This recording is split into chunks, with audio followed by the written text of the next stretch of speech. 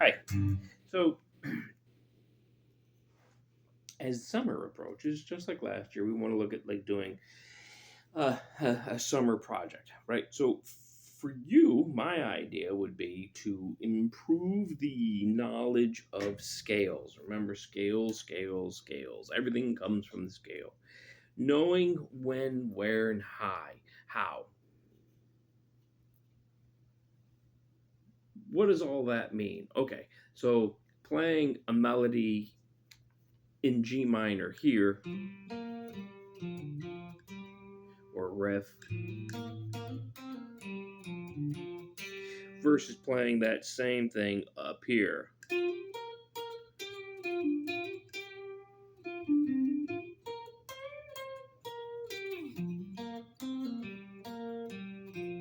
has a different flair to it, right? Or if we're doing it here,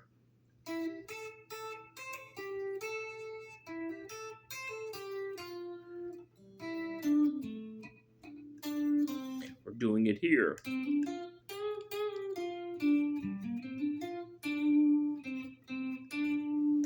So each place is a different scale pattern and they have different feelings. Like classic Layla, you can do that here.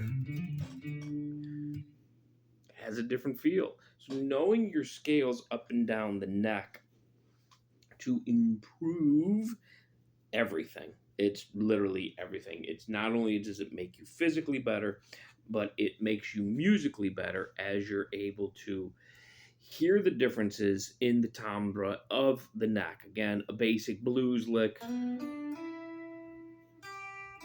Sorry, I lost the lick in my mind.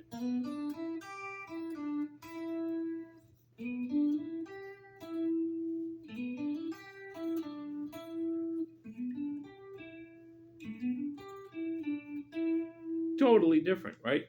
So, where you're at on the neck. Now, the first step in all of that is to understand the root and octave of caged.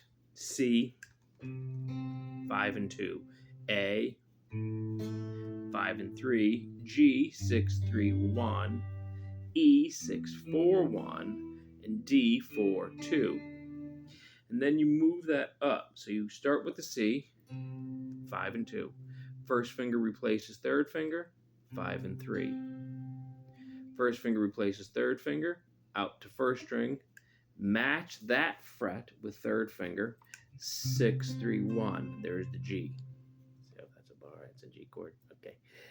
First finger replaces third finger, 6, 4, 1. That's the E, like a bar chord. First finger places third finger. Second string, not first string, Greg. Sorry. That's what happens when I look in there instead of looking here or feeling. First finger replaces the pinky, and I'm back to that C. Now I can go again, A. I can do another G. I'm doing different fingering because I'm way up here. And I can't get the scale, but I can get the root and octave, so I can get part of that scale in there.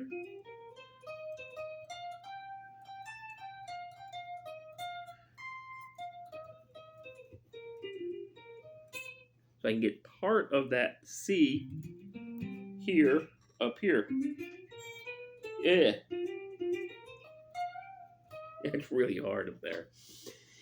So knowing your root and octave pattern up in the neck, spelling out caged, right? Now I did it in C. Let's say the very first one was going to be B. Well, I can't do B C form, can I? Not going to work. The first one is A, then the G, then the E, then the D, then the C, then the et cetera, et cetera, et cetera. So I think that would be a good one. The other thing that I think would be good for you too, again, because of your diverse musical tastes, is maybe diving in over the summer and doing some fingering.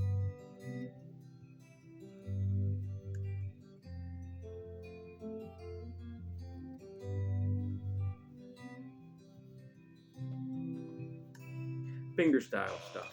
Because again, you have that huge vocabulary, if you will, or whatever, I don't know, palette of tastes of music, that's about the only thing we haven't dabbled in at all. And then, of course,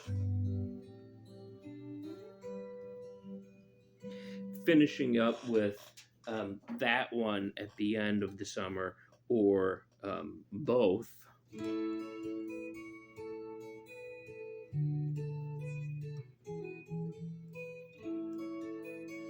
Either one where you're doing it in a finger style pattern. So feel better and enjoy your last 2 days of school. I'll see you next week. Thank you.